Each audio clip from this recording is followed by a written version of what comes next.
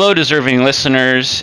I often get emails from agents who are asking for me to interview one of their people, one of their clients, about a book they've written or a TV show that they're plugging or something. And I usually just delete them because I get them all the time. But one came across my email address. It's a funny way of putting it, but I got an email from an agent, and it was about an author who had written a book that I just was intrigued by, and I wanted to hear more about it. So we are talking on Skype together right now. But before I introduce you, let me introduce the podcast. This is the Psychology in Seattle podcast. I'm your host, Dr. Kirk Honda. I'm a professor and a therapist.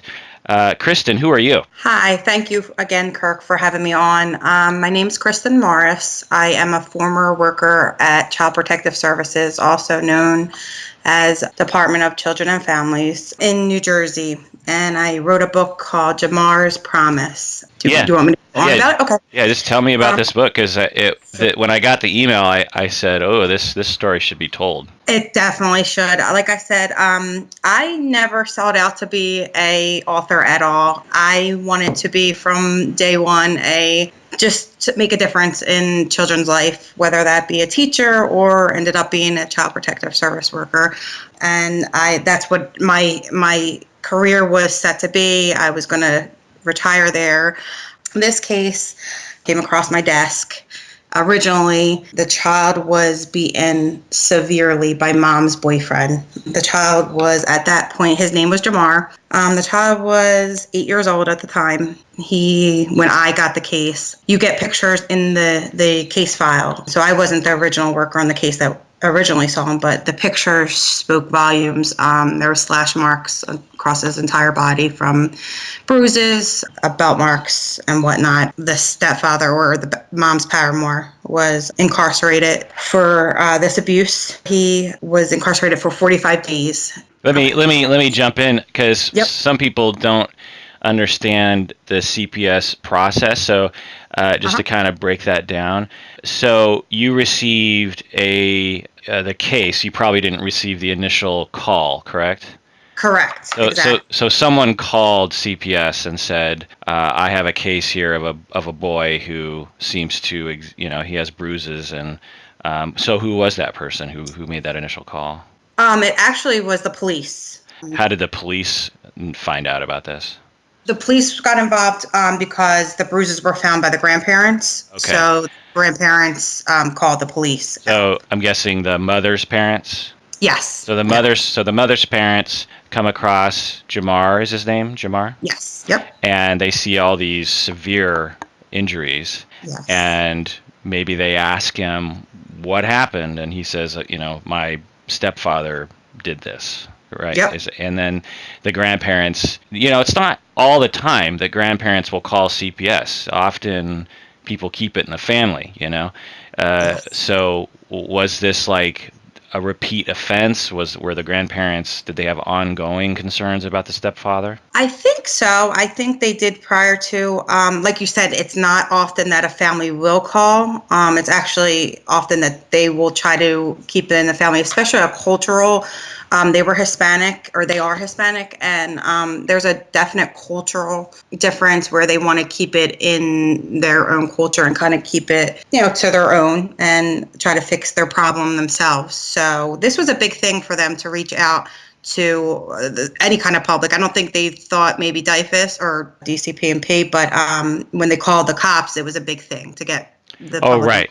So they called the police. Correct. And then the police perhaps went to the home to investigate the child, and then they called CPS. They called, right. And then someone took the file and then gave it to you. Exactly. And then that's when you're seeing the pictures. And so as a CPS worker, what's going through your mind at that point? Unfortunately, you get. I was there about 6 years, and you don't get immune. You never ever get immune. If you get immune, you need to leave. But you kind of like, you have to build up some kind of resistance and some kind of for your own self and for your family self to make sure that you can get through the day. So, but you see this kind of case, and it's so severe that you never ever have a parent, well, not ever, but you rarely have a parent that gets prosecuted for some kind of abuse on a child. It's very, they have to have, like, it has to rise to a higher level. So this, I saw that he was arrested, I knew that the abuse was bad. So you knew the police had already decided to book him. Yes. For assault of a child or something. Interesting. And so you're saying that if you become completely immune, you should quit. Why is that? I mean, I guess that's just from because you have to do this work with a passion. You have to, and there's like the fine line between a passion and getting overworked, and they will definitely do that to you. But you have to have a passion for this. You have to, and if you don't, or if you're jaded, you have to step out of the front lines, because these are kids' lives that we're talking about. They're not case files. They're not numbers to the system. They're actual kids' lives and families' lives that we're dealing with. So when you first started out as a CPS worker, was it much harder for you? Did it become easier to see photos like this over time? It never became easier. I guess you became a little bit more, you kind of got adjusted to it, I guess. That's how you say. It never gets easier. To this day, talking about it is not easy at all. It's very, very difficult. And like I said, if it's ever easy, then you're in the wrong career and you need to leave. But it never becomes easy. So when you saw these photos, it was shocking to you. It was difficult to see. Yes, it was hard. I remember opening the envelope, and like I said, I was there for 6 years at that point, and saw many cases. But I still remember to this day opening up that envelope and seeing the belt marks all over his body. So it was very overwhelming. Could you see an outline of a belt? Did it look clear that it was like a belt? Wow. Yeah. So like a belts have been tattooed on his body or something. Absolutely. Yep. Just like that, actually. And it was throughout his whole body, from his face to throughout his torso, through his legs, down to his feet. So it was pretty extensive. So remind me, Jamar is how old at this point? At this point, he's 8 when I come into his life. Okay. So then what happens? So I come into his life. At this point, the mom's paramour is in jail, incarcerated. Mom has a baby by him. So now she's a single mom, technically, with Jamar, who's 8, and then a newborn baby. Mom agreed to let Jamar stay with the grandparents until she figures out what's going to happen with the stepfather and the baby, and try to go through what we do is we implement like therapy and stuff like that. So they had to go through all of that to try to work out, their issues. So we were waiting to see if they were going to be compliant or not. Yeah, as a family therapist, at a certain point in my career, mid-career, I did a lot of that work. CPS would contract with me to go into the home and see what was going on and attempt to improve parenting skills, to talk with the kids about how to behave in such a way that doesn't get them in trouble, various different things that I would do.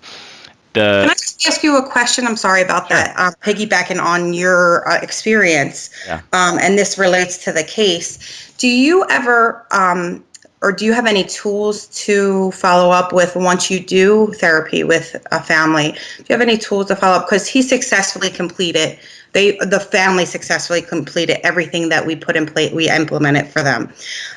Do you have any tools that you use to see if when they do successfully or don't successfully complete programs, that actually when they go back into their homes, or the children go back in the homes, the parents go back, whatever, if they're really utilized, if their tools that they've learned are utilized? Or yeah, that's a good question.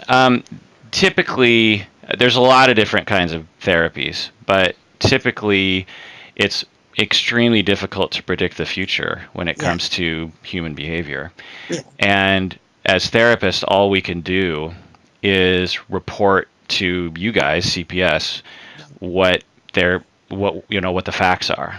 Right. And if the stepfather is compliant with sessions and showing up and talking about, that he realizes he can't do that anymore, and that he has tools now in terms of taking a walk around the block, or taking a deep breath, or passing off parenting responsibilities to the mother, or calling a friend, or listening to music, or taking a drink of water. Like there's various different things. Maybe the father has been traumatized. In all likelihood, he has. And has he been has had the treating therapist strongly recommended he seek treatment for that? There's a lot of different things that come into play. But being in that position many times, I would just report the facts to the CPS worker, and I would say, look, it's up to you. I'm not trained on how to predict the future. That's more CPS's and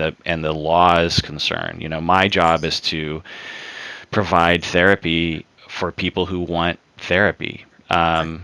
So yeah, I'm guessing there are measures in terms of psychological assessments regarding trying to triangulate to answering that question as to whether or not someone is compliant with the treatment protocol, or whether or not they're actually able to reduce their anger responses. But typically they're not done, because those are kind of expensive, and it's sort of an expertise Right. that most family therapists don't possess. Yes, that's what I've experienced. So, okay. So where were we in the story here? What I wanted to ask was, the mother, was she, how was she feeling about all this? Was she on her paramour's side, or child's side, or what was her position? She was. She just was kind of in disbelief, or hiding, hiding for him. You see that a lot, that they will cover for the paramours. In this case, it came to be that there was domestic violence. There was no, Jamar reported domestic violence, but there was no specific reports. But I believe that he was abusing mom too. Do you think she was afraid to come forward with her own complaints? Yes. Yep. So was this guy like off the charts violent and scary? Because there's cases you get where someone, they have a couple of drinks, they lose control, and it's not their typical behavior. I mean, it's not good, obviously, but what kind of person are we talking about here? Well, it's funny because I'm pretty good. I can analyze people pretty well just working in the field. And he had me fooled originally. When I went out, and when he came home, he was released after 45 days of beating this child. And he came home, mom allowed him back in the home. So now it's mom and paramour and the 2-month-old baby at the time. And Jamar's at the grandmother's house. So when I first met him, he was a product of the system.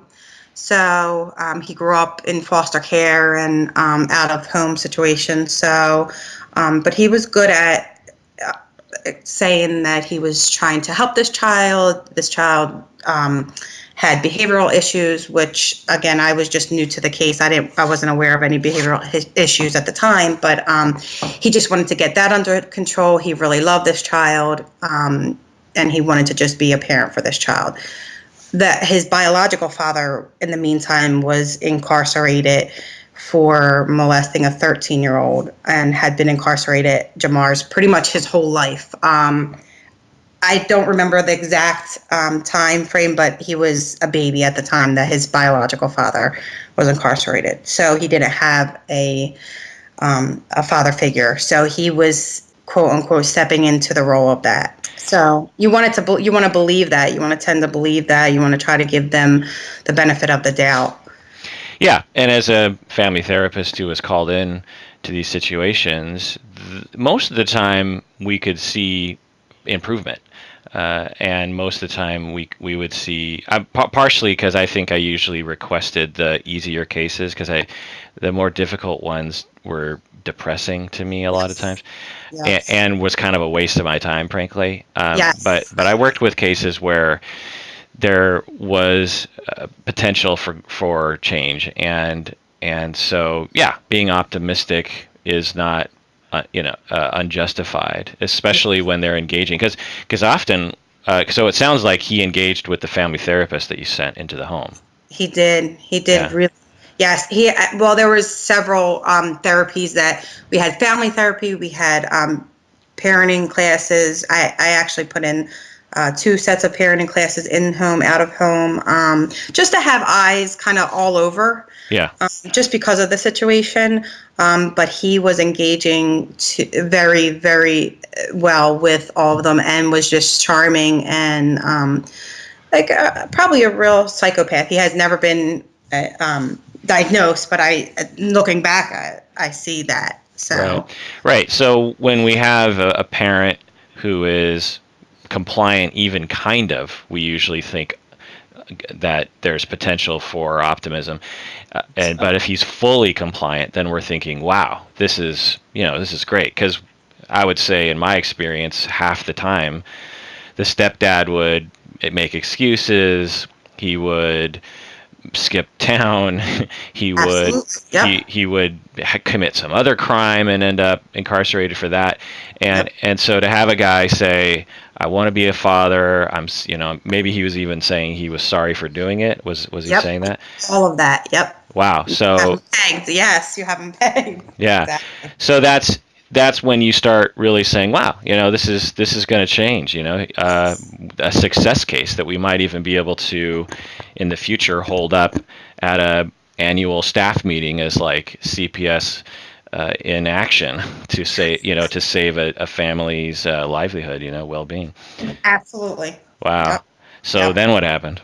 So after my first meeting of him, I was optimistic, very optimistic. Actually, so optimistic that I documented about my conversation with him, and how he wanted to be a father figure, and he just wants to change this kid's life, and so on and so forth. Although I did document that you need to do it in different ways, but I kind of just tried to engage him and praise him, like we were trained to do.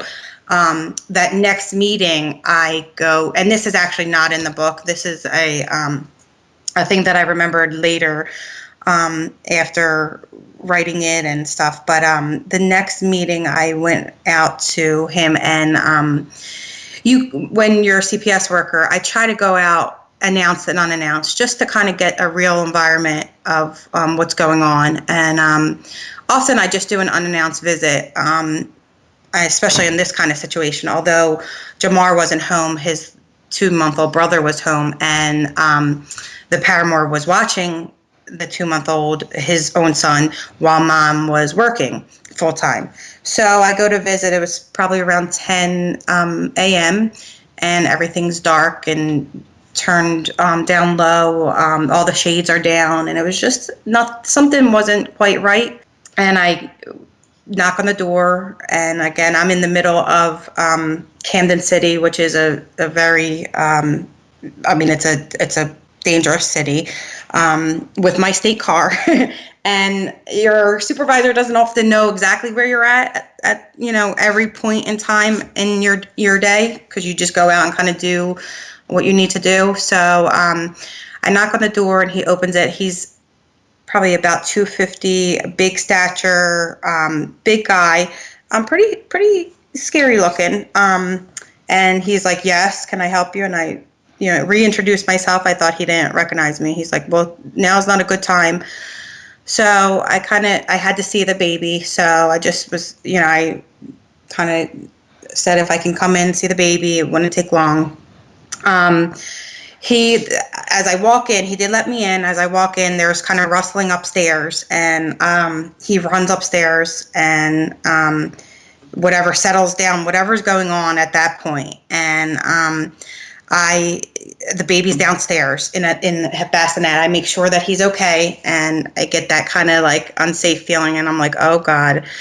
And I was like, I'll be back when mom's back home. And he's like, yeah, now's not a good time. So that was like the first dealing with him that I was like, something's not right. So normally you would have gone through the entire house, Exactly. Yep. but you were Yes. afraid for your life at this point? Yes. Yeah. I kind of was. I mean, like now I kind of look back and like that was very, very dangerous. At then I was just kind of like, oh yeah, I need to leave. Something's just not right. So, but at that, when I look back, I'm like, wow, it could have been more dangerous than I really even the scope of my mind was going. So then what? That's what so that's when I was like, something's not right with him. And then it just kind of I had the case for a year. And Jamar was doing well. He did at this point start having some behavioral issues. They were still at the grandmother's house. He still lived with the grandmother, and they were finished. At this point, they were finished all of the therapy that we implemented, everything that I could possibly think of to implement. I did, and they were saying, we want our child back. We want him back in the home. Mom is saying, we completed everything. I go out and again, this might be a little bit, I might start to get a little emotional because it's hard. But I go out and see him. And as now he's 9 and he is, when you go out, they don't often talk to you. Children learn that they don't talk to the DIFAS workers. They don't talk to CPS workers. They, just stay quiet. And he was very open when I was going out with him. Every time I would see him, he would run and hug me. We built up a good rapport. When I saw him this day, he just wasn't himself, and he took my hand, and we were all in the family room, and it was a coworker, because they were Spanish speaking. So I don't speak Spanish, and so I would often have to bring a coworker with me that spoke Spanish. So my coworker was speaking to the grandparents that were Spanish speaking, and he drugged me in the kitchen. Well, then it pulled me by the hand in the kitchen and was like, Miss Kristin, please don't send me home, please. And I could see the tears in his eyes. And he's holding my hand with his hand shaking, and he said, please. And when they reach out to you, something is wrong, because they don't. They are so trained to not say anything. So, and he goes on about how his name was Vince. Vince hits me, and he puts my pillow in the face, and he punches me, and then describes some other some mental tactics that he used, like he would have everybody else eating around the table, and he would have to watch them.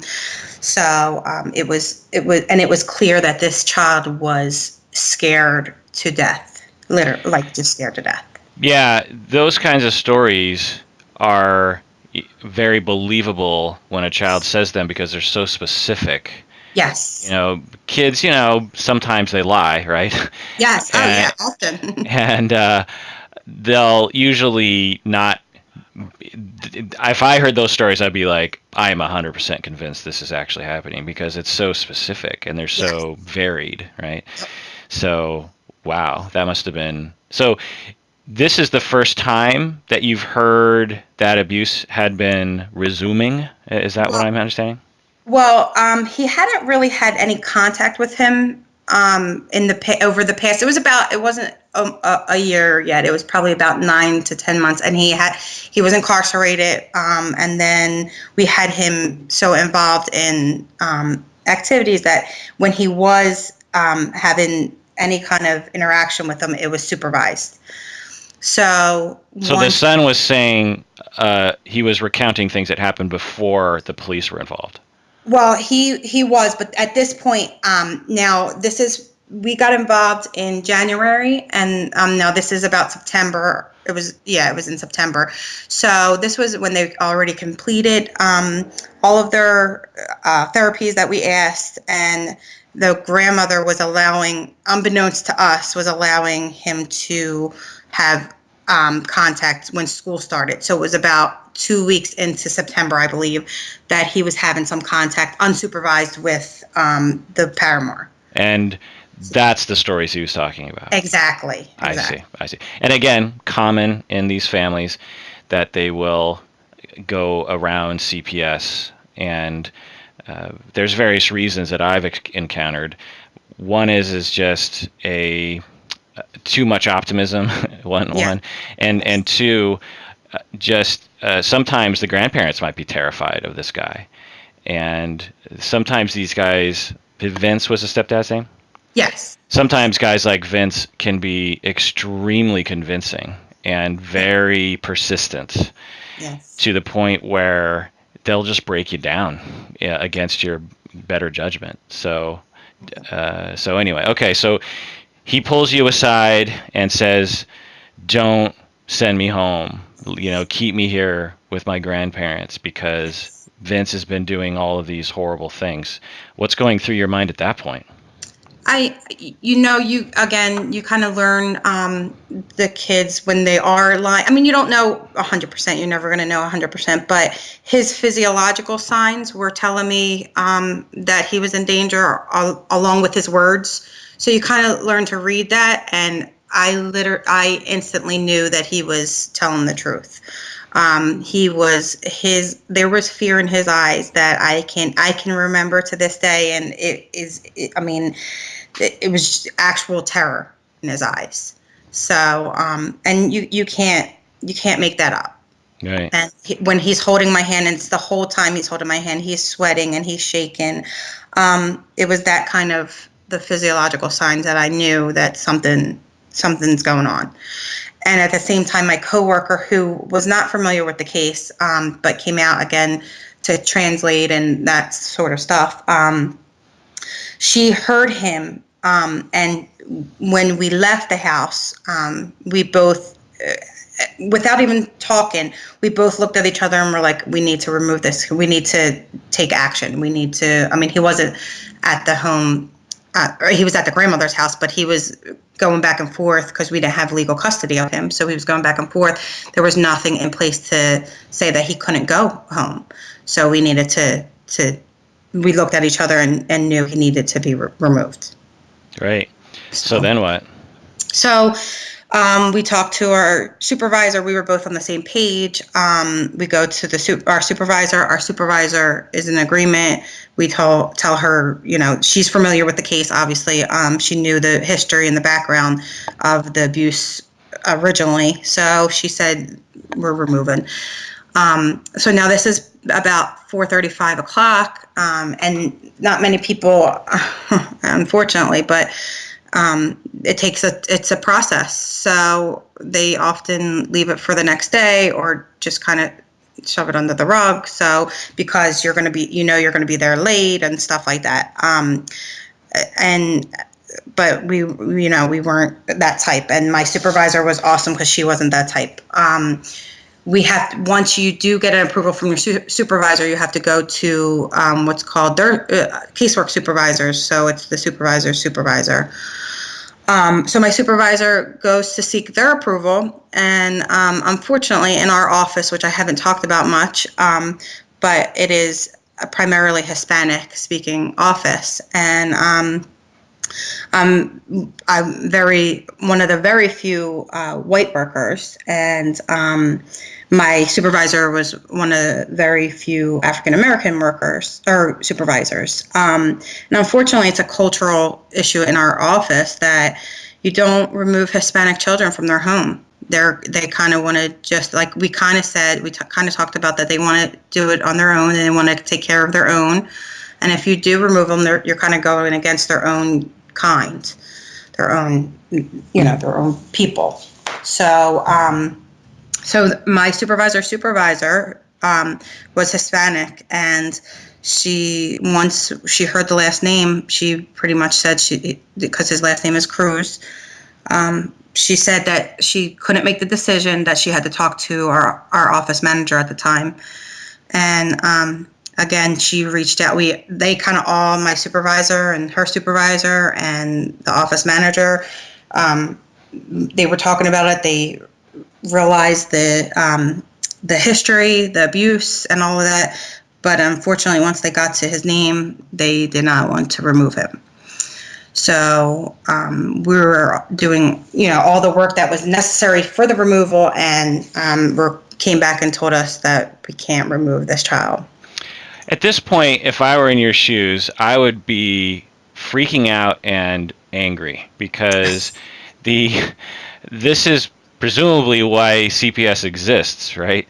Absolutely. And this kid is one of those cases when it's so obvious that CPS should be involved because I've been in a side by side with CPS so many times to know that there's a lot of squishy cases where you're just like you're not really quite sure, like, what do we do here, what do we do, but this is so obvious, the severe documented abuse that had happened already, the account from the child saying, these have been happening recently, and I'm terrified, and please help me. And the grandparents are being irresponsible with their charge to comply with supervision, protocols with the father. The father is being completely compliant and nice, and then you hear about these such different stories. So at this point, you got to be thinking, I can't trust anything this guy says because look at him. I mean, it's worse than I thought originally because not only is this guy prone to this kind of abuse, but he's also extremely good at tricking everybody. There's some kind of weird thing in this guy's head, like who knows what this guy is capable of. And then you go up your chain of command to presumably someone who has the same feelings that you do about human life and protecting children, and they decide to do something different and to just drop the ball. That would be extremely disheartening to me. It was. I remember the feeling that night, and it was the worst feeling. And there was some part of me that actually just wanted to go out and just grab on myself. And again, that's, it's silly to say, but some part of me, the motherly instinct, I guess, or the human instinct, just kind of wanted to protect him. And again, I was his protector, even though mom was supposed to be. He didn't have that safe haven that we're supposed to have. So he looked at me sort of as that safe haven. So when he asked for protection and then I couldn't, give him that protection, it was horrifying to me. It was so horrifying. And to know that it's nothing but unfortunate circumstances of the system is the reason why. It was just, it was like I came into this wanting to save the world, I guess, as a young worker, and it was I guess a slap in the face. You're like, oh my God, this stuff really happened. So it was horrifying, and I wasn't stopping there. So I wasn't taking no for an answer. It wasn't in me to take no for an answer. So we kind of conferenced, and my supervisor, they were on the way to pick him up. So I was like, I didn't promise him, but I said, I'm going to try to help you. I was very careful about not promising kids something that I couldn't, uphold, but I really thought we were going to be able to help him. So that's why it's called Jamar's Promise, because I really, when I said to him that I'm going to try everything to help you, and to have let him down, or the system let him down, is so hard. But anyway, my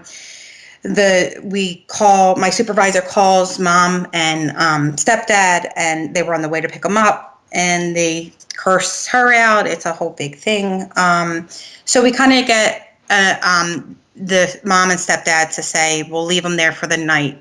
And we call what the next action was to call in our hotline to tell our open up another investigation, basically. So we have another set of eyes going out and seeing this child. So if we couldn't get a removal request done from, my own eyes, somebody else's secondary opinion will certainly, he's going to tell them the same thing, and certainly that will, they'll be able to remove him. When I call, So you're calling your own organization yes, because you're powerless at this point, absolutely, yep, and since anyone can call CPS, yep, a new file, or a new worker will be assigned essentially, yep. and then maybe that'll go up the chain of command, and a different decision will be made. Absolutely. That was my thought process. And actually it's recorded, so our hotlines are always recorded. So I was able to hear my recording, and I was so frantic, and I said, just give me the approval. I'll go out and get him. That's all I need is the approval to remove him. So it's on there just saying that's all we needed was the approval. And this was like our last ditch attempt to help this child. So we called it in, and there was an investigator that went out, but she didn't go out to the next day. So there were several things that in the system unfortunately failed him, but she didn't go out to the next day. She saw the parents in the office and not in the home. There was just some things that were discrepancies. She did see him, and in her report, he tells her how that he's scared of him and this and that, but then she documents it in her report, but then in her safety assessment, doesn't document in our safety assessment, which is a tool that we use that would instantly, if she put it in our safety assessment, that would instantly bring up some kind of plan, some kind of action. So she didn't document it in her safety assessment, so no action was required. So he was deemed safe, even though he told her that he was scared, knowing the history. And even though they had you as a trained assessor of such matters and your opinion, they still thought he was safe? Yes. And unfortunately, I know, and it plays a big role, it was another Spanish worker. And there was the Spanish worker that was out with me. She unfortunately can attest to, she is really, she doesn't do the stereotypes or she goes out with a blind eye. But unfortunately, that's not how, I'm sure that happens in everywhere, but in our office particular, in this case, it was because he was they were Spanish and Spanish speaking, that they were going to kind of handle it all amongst themselves. Wow. So, yes. And it was just unfortunate because, so he, and just how it worked out that and most of it was 90% of our office was at that time Latino, but unfortunately every other person other than me and my supervisor were Latino. And again, I'm not racist. That my husband's Spanish. My kids are Spanish. That's just the way that it worked out in my office in this case. I've documented a case before this that it happened in kind of a similar situation. There was 3 kids, and you can, everybody can read about that, but it's another documented case, but I was able to remove them kids by going through a different chain of command. But so this.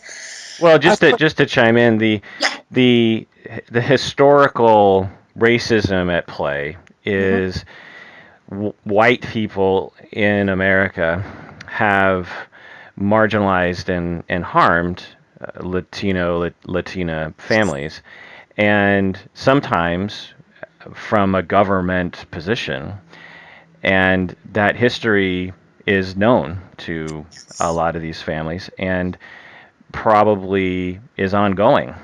INS workers, if they're white, and so there's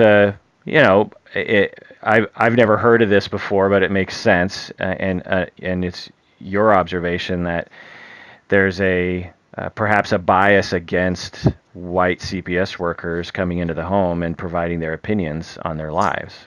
Yes. Unfortunately, and this was what happened with me, my situation, my story. But unfortunately, in talking with people and even again workers that are Hispanic, they feel the same way. They know that it's a very cultural. And again, this is my office. This was the Camden office, so I can't speak to any other office, but this was the dealings with the Camden office, and that's how they worked. That's how they operated. And unfortunately, it operated in such that this child, not only did he go home, but he was home for 6 months and was tortured by this man. I mean, tortured. And I think he did it while he did when he tortured, and then he was beaten to death. Well, he was beaten and left to die in his own blood for 24 hours. That's basically how he died. With no help from mom. Mom came home from work, and I'm sure there was bruising and all of. He was beaten so badly. I didn't see him, but I'm sure she had saw bruises. She said to the prosecutor's office that he threw up blood several times, and she didn't take him to the hospital. She gave him, I think, Motrin or Tylenol and sent him to bed. So essentially, he drowned in his own fluid. I don't know. I don't know what exactly they ruled it, but yeah, that's how he died. Just a painful death. And for 6 months, he lived in that environment, and with nobody to even if he spoke out, he really thought nobody cared, because nobody, even the people that were supposed to help him, his mom and the system, they failed him. Yeah, So, the feelings that you must have had when you found out. How did you find out that he had passed away? It was 6 months. Again, I fought to keep the case open. The higher ups wanted it closed. So I refused to sign the closing summary, all of this stuff. So I fought to try to go see him again. They said no, get the case closed. So so I didn't get to see him again. So that was the bottom line. And when I got the call, I was out. I had surgery on my carpal tunnel, so I was out. And I remember my supervisor calling me on my house phone at 7 o'clock in the morning, and I wasn't even at work, and I knew something was wrong. And I answered the phone, and all she said was she got him, or he got him.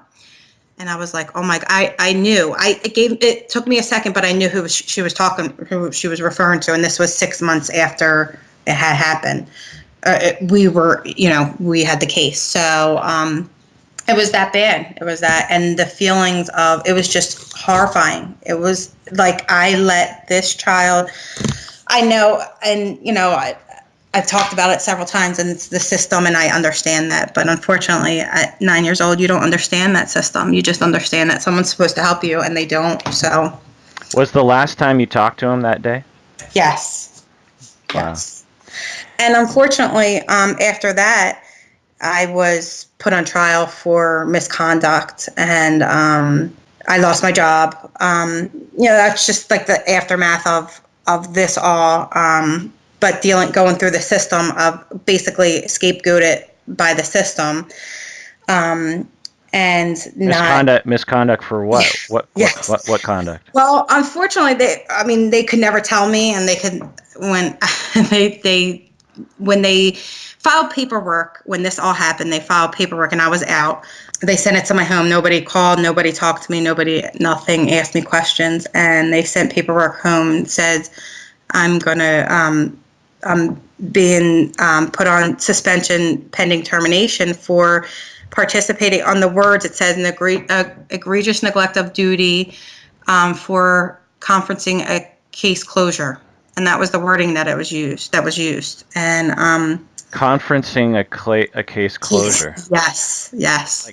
Like a conference call or conference discussion, or what's a conferencing mean? I guess that's what the wording they used. Egregious neglect of duty, and there was other charges like because you're a civil servant, that there's other charges like civil charges that I don't remember offhand, but egregious neglect of duty just stuck out to me because it was like, oh my God, what a wow, and nobody could ever tell me where I neglected, to do anything. Nobody could tell me any of that. So what's your suspicion as to the real reason you were fired? I don't know. I mean, really quickly, but I went through the process. It took 2.5 years. I was the first DIFAS worker to be exonerated from any charges against DIFAS against a worker for a child death. So basically, I don't know why. I don't know if it's because they wanted me to take a deal and just shove everything under the rug and not let this get out. And I wouldn't do that. I wanted this story, like I didn't know it would go this far, but I just wanted people to know like what is going on. This is not right. So I didn't take a deal. I didn't take a 20-day suspension, and I opted to go to court. And I don't think they liked that very much. And when I went to court, it's all in the book, but there was a lot of tactics that they used, and the corruption is despicable.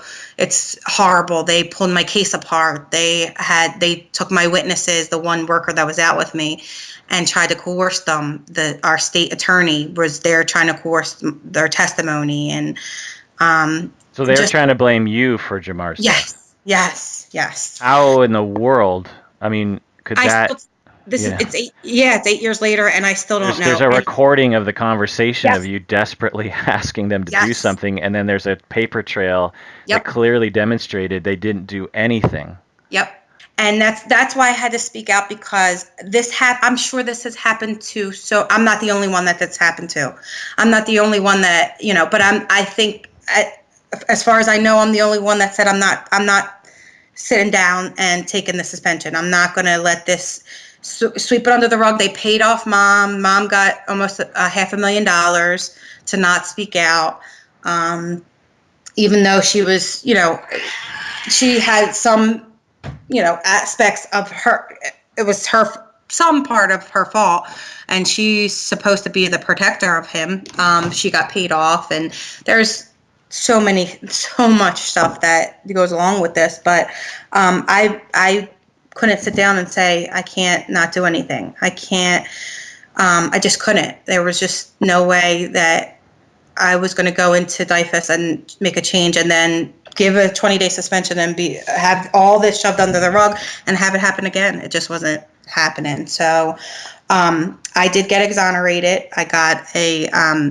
I was supposed to be put back to work right away. This was about 2.5 years ago. I was supposed to be put back. No, this was more like 4 years ago. I was supposed to be put back right away. They waited and waited for 6 months. They finally did put me back to work for a very little bit. And then in the meantime, I couldn't do it anymore. So I had a lawsuit against them for wrongful termination, and I just couldn't do it anymore. So I took a settlement and was like, they were just dragging me through the rug, everything. So at that point, I just couldn't. Well, you're talking about the state, and they have a lot of lawyers and time to drag this thing out. So I would imagine settling is and moving on with your life is probably preferred. It wasn't preferred. It was unfortunately something that I thought very, very long and hard for very, very, very long, and fought that for a couple of years, because that's what they tried. I knew that's the avenue that they were going, but I ultimately had to do it for my own family and for my own sanity, and that's where I finally was like, okay, and to move on with my life. But I knew that it wasn't over and it wasn't the end, and I knew that I had to get this story out. Yeah. There's more there's more cases like Jamar. Just in dealing with my own circle, people are telling me their stories, and I can't believe it.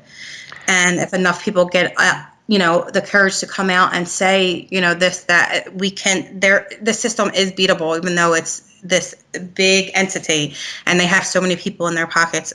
It is that we can, if we all stick together, we all come out with our, the stories, then that's what we need for change. Yeah, the story that I am hearing is another story in which CPS, I know I'm close with a lot of CPS workers, and I know that they do a lot of good works, Yes. and you did a lot of good work. Mm-hmm. And your supervisor and your supervisor's supervisor probably did a lot of good work. Absolutely. Yep. But there are mistakes that are made. And my opinion about it is that in my profession as a therapist, particularly with the population I see now, because I'm in private practice and I see mostly what we call high functioning, people, Right. the things almost never happen with my clients. The suicide isn't very common at all. Obviously, homicide is even less common, if non-existent. Substance abuse, violence. I don't. So for me, if I make a mistake in my practice, if I'm biased or overworked or not thinking straight, the consequences to my failure is that I just won't be on as a therapist in that session. And then the next session, I'll make up for it. Yep. And the client might leave that session going like, he seemed a little distracted, but whatever. Right. When you're CPS and you make a mistake, every day you're making these kinds of calls. Is this a situation?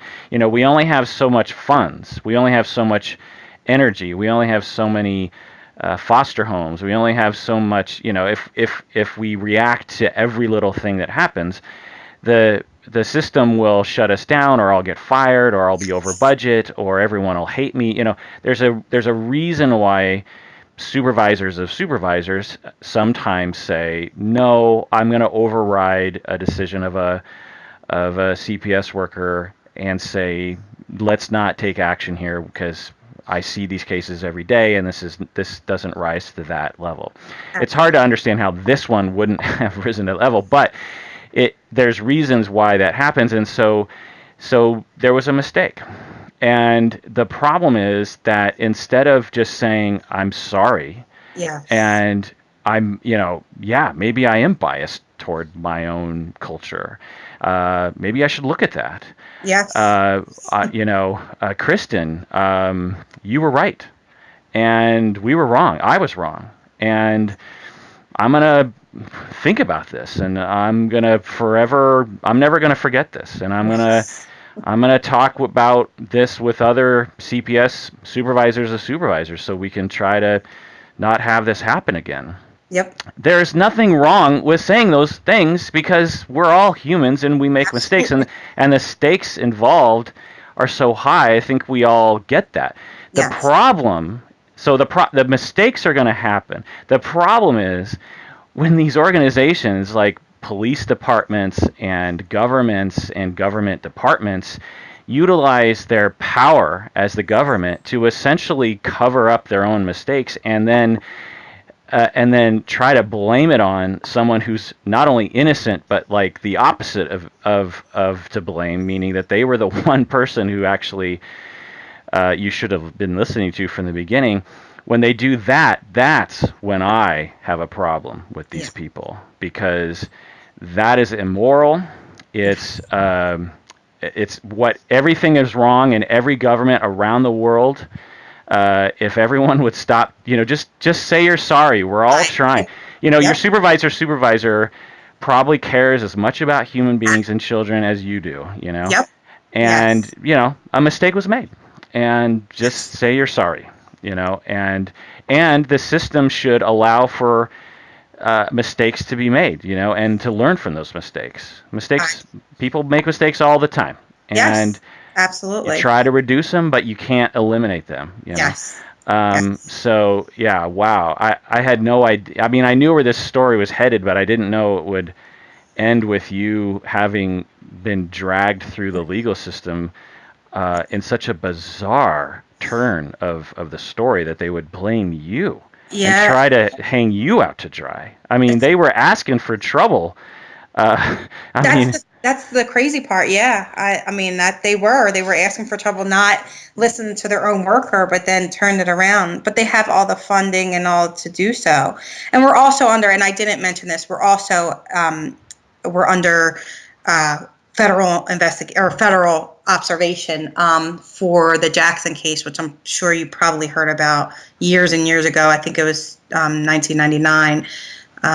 When kids that were in a foster home were eating out of the trash and stuff. So we're under federal monitoring for a lawsuit for that. So we have all these bullet points to hit, and one of them is getting our caseloads down. And they're so quick now to close a case to get our numbers down to hit this mark that we need to get our federal monitor out of our system, New Jersey system, that they're very quick on to close these cases. So and that does play a role in this too. oh yeah, I remember.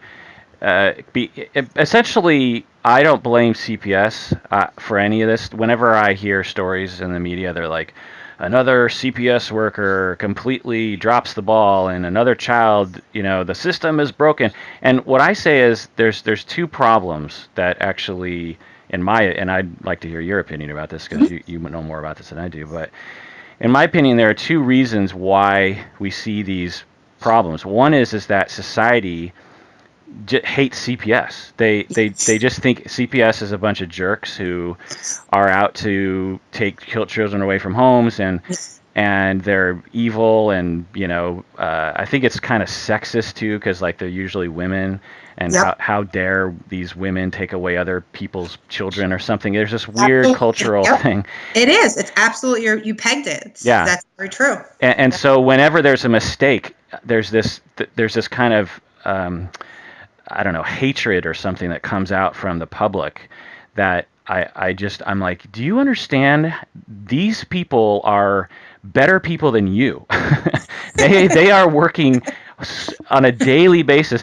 They're working after hours because they care, and they're Yes. and they're not even getting paid very Yes. well. And so like, lay off, Yes. they got educated, and they decided to not get paid very much, and so you should be, so there's that. And then the other thing is, legislatures, state governments are often pressured by their people, but they're often just stupid. They don't know what CPS is. They don't understand how departments work, and they pass laws based on like limited information, or pass regulations based on limited information that basically forces CPS to do things that they wouldn't do otherwise. Yes. Or they limit funds, or I remember there was this huge movement, it's probably still happening, in terms of outcomes based. You needed to have actual numbers to prove that your allocation of funds from the government was actually doing something. And there's some wisdom to that for sure, but that shouldn't be the only thing that you should believe that everyone in CPS, for the most part, is working hard, and just sort of let them do their job. Don't interfere, and don't get in the way. So Don't them. Yes, exactly. yeah.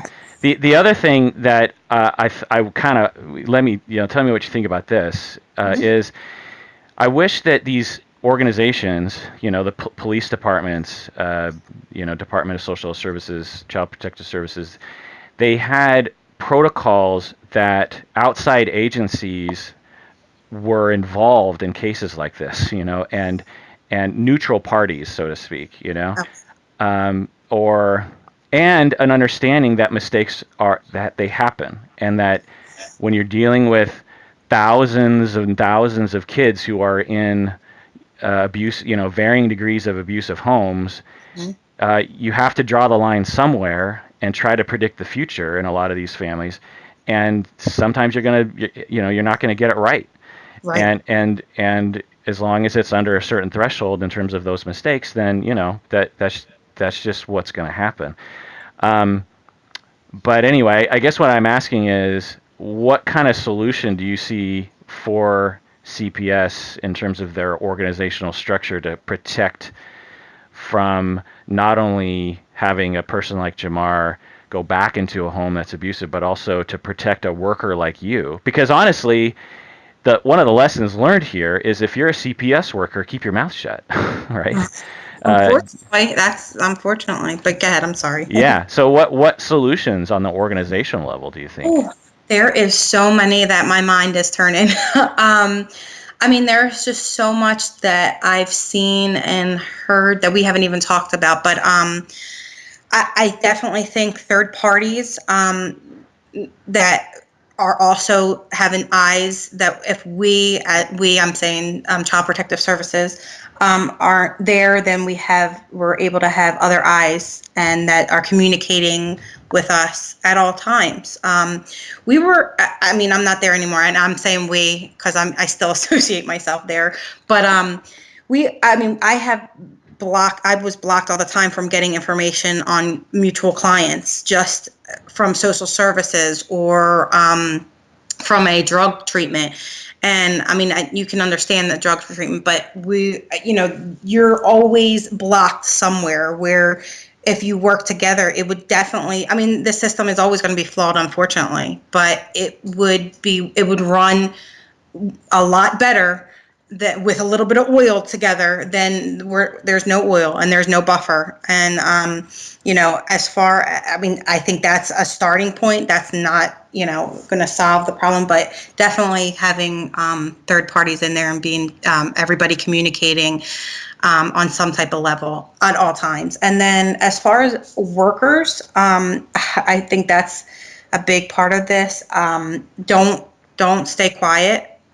Even though we joked about that, but don't, because you can prevent. And I don't know how many kids that I've prevented from this so because I've never stayed quiet on anything, and that might have been to my demise, unfortunately, but I would never take that back. And like I said, there was a case originally with 3 children in it it was probably just as bad. And I fought to get them out and was able to go through a different course of action. But and I know that after 10 years that they're all adopted and doing well. You have to speak up. Unfortunately, you're going to face adversity. That's the nature of this job. You're going to face adversity. And this, don't be afraid to speak up. And we're the front lines. We are the front lines. They have to, supervisors, casework supervisors, they have to communicate with us because we're the ones out seeing these kids. We see their faces. Supervisors are so far from the field that they don't remember, what it's like. And supervisors, the same thing. Some of them have never been in the field. They have to trust our evaluations of it. And again, with a grain of salt, because they, may have heard more, but they have to trust our evaluations of the case and really think about these are kids' lives. These are, whatever decision that we make. If we're removing from one foster home to another, it still is a big impact on these kids. That disruption it's a big impact. So every decision that we make, it is a big impact. So we always have to be thinking. We can never, our job is just that. We're always thinking, we're always trying to prevent something. We're always trying to, give that child some kind of permanency plan. That's just our job. So we can never stop that. Yeah, it sounds like your cat is equally angry as we are about this right now. It's okay. My cats often show up on the podcast, so it's not something. Yeah. Yeah. Well, there's one detail that I just feel compelled to say before saying a story that I can say that relates to this, is that I'm guessing the supervisor of the supervisor, they're busy. They're seeing a lot of they're making a lot of calls. They're making a lot of decisions. And it sounds like cultural bias might have been at play. Maybe even like they didn't trust your opinion or something for whatever prejudicial reason. But also this Vince guy, when you look at the file, looks like a a golden child. I mean, he was highly compliant, and when you Yes. match that up against this recent account from a case, from one of the workers that seems to be afraid, I could see them uh, being very influenced by a very tricky fellow, right? Mhm. And so it wasn't like the supervisor was just like completely without any kind of data to influence her in that direction. So I just want to say that. But Right. the last bit that I want to say that relates to your story is when I first started out as a therapist. I've told this story in the podcast before.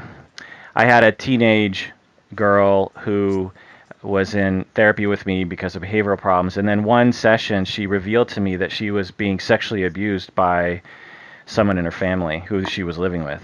Hmm. And I she said, she said something like, "Is it okay if I tell you something?" And I was just like, "Yes, I'm your therapist." Right. And in my head I'm thinking, and then she tells me the story, and in my head I'm thinking, "Oh my God, she told me. How brave." Yeah. This is one of those cases where I'm gonna call CPS, and we're gonna solve this problem, and we're gonna protect this child. And I even told her that. I told her, like, "You're so brave. Yep.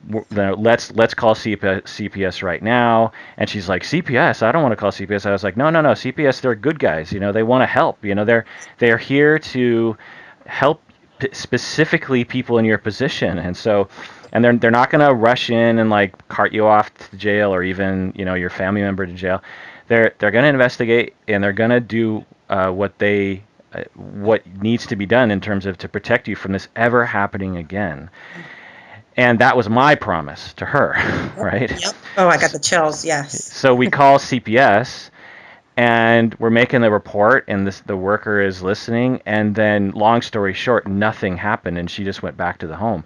And she comes to me in later sessions, and she's like, "What's the deal? You said you were going to do something." And I said, I thought something was going to happen, and Yeah. she never came back to therapy. And I Oh, never knew what happened to her, and I completely failed her.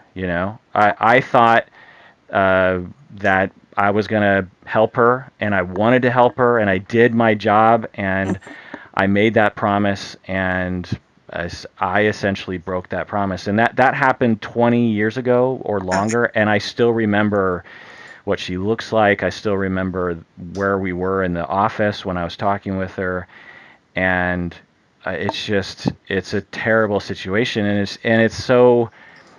it makes me feel so guilty, Yes. Yes. 'cause I represent the system. Although I know I didn't have any power, so to speak, but I feel like, I'm a representative of this system, and I'm responsible somehow, Absolutely. for, I get it. Yes. so Yes. I Totally get it. now that situation is, far below the severity of what you went through.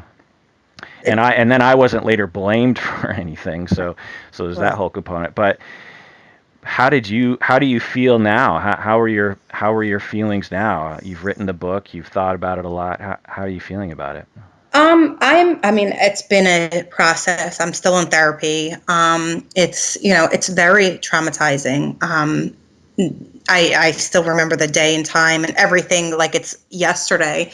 So I'm still working through them emotions. And in the process, my mom just passed away. So it has opened up that door again of kind of the loss and the book has opened up the door again. So it's kind of going through the motions of the loss and feeling that even though I wasn't the one failed in the system, that like your take on it,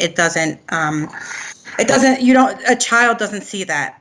The child only sees you're there to help and you didn't help. And, subsequently he was abused for 6 months and left there in this horrible situation until he died. So, and I just think about that all the time about his last 6 months of his life were just probably horrible, just horrible. And I was supposed to help him. And whatever the situation may be. An 8-year-old doesn't or 9-year-old doesn't understand that. He just stood. I was there to help him, and I didn't. So that failure, even though it's it's still a failure. In some, I feel like I failed him in some type of way. So it's kind of working through that, which is hard. And then on top of it, being blamed, which I know has probably a role in it. Because for 2.5 years I was told that was my fault and that. So I'm sure that has a role in it. Well, so. Kristin, I don't say this lightly, that in a lot of ways you're a hero in this story. There's not a lot of opportunities for heroism in our contemporary lives with cell phones and tweeting and all the modern conveniences of life, but you literally tried to save a child's life and went up against a system that put up a lot of barriers, and you kept fighting, and it didn't work in the end because this system has 1 billion times more power than you do. But and then they blamed you, and then instead of lying down and letting them get what they want, again, more heroism, you fought back and won, because that's what's just and that's what's right. And you put yourself through a lot of stress. I mean, I can't imagine all the stress that you've been through over the past few years, and the worry and my God, what's going to happen, and I don't say those words lightly. And them words mean a lot, but I'm definitely not a hero. I appreciate them words, but I just feel like it was the right thing to do, and that's what you should do. So I'm going to cry now. Sorry, I held it together this long, but I appreciate them words. I truly do. But that's that's just what you should do.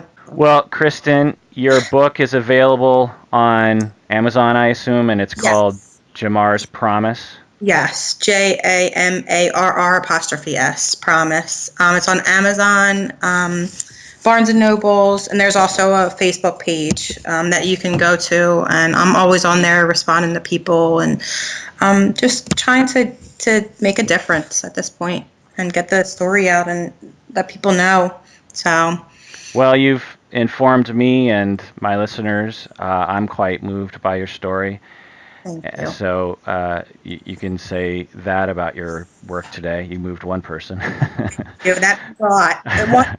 One person, that's all I think. One person, one child, so I appreciate that. Thank you so much. If my listeners wanted to reach out to you, how could they do that? Like, do you have a... I have a personal Facebook, so they can, I'm always on Facebook trying to, I just action take, I'm on it all the time. And I have the Jamar's Promise Facebook that I'm on all the time also. So if they wanted to reach out to me, there's also a petition on change.org that will try to reinvestigate and try to get some of the questions that we were talking about that I don't even know the answers to, of why. I don't even know what they're going to investigate, but try to reopen the investigation and see what they can find. And that's on my Facebook page, Jamar's Facebook page, and the back of the book too. So that's really important to get the word out and to try to get some answers to why this all happened and where the lapse was, and hopefully make them changes. Like we talked about, if there's change that needs to happen, it needs to happen, and you can't, when their mistakes were made, there's something like this that needs to change. Some action needs to be taken. So, and that didn't happen in this case. So, well, thanks for being on the show, Chris. So, Kristin Morris, Jamar's Promise. If it sounds like there's a lot of details that we didn't get into that are in the book, go out and buy that book. It's an important book. Yes. Thanks, Kristin. Thank you so much. Thanks for joining us out there, everybody. Please take care of yourself. Take care of others, because we all deserve it.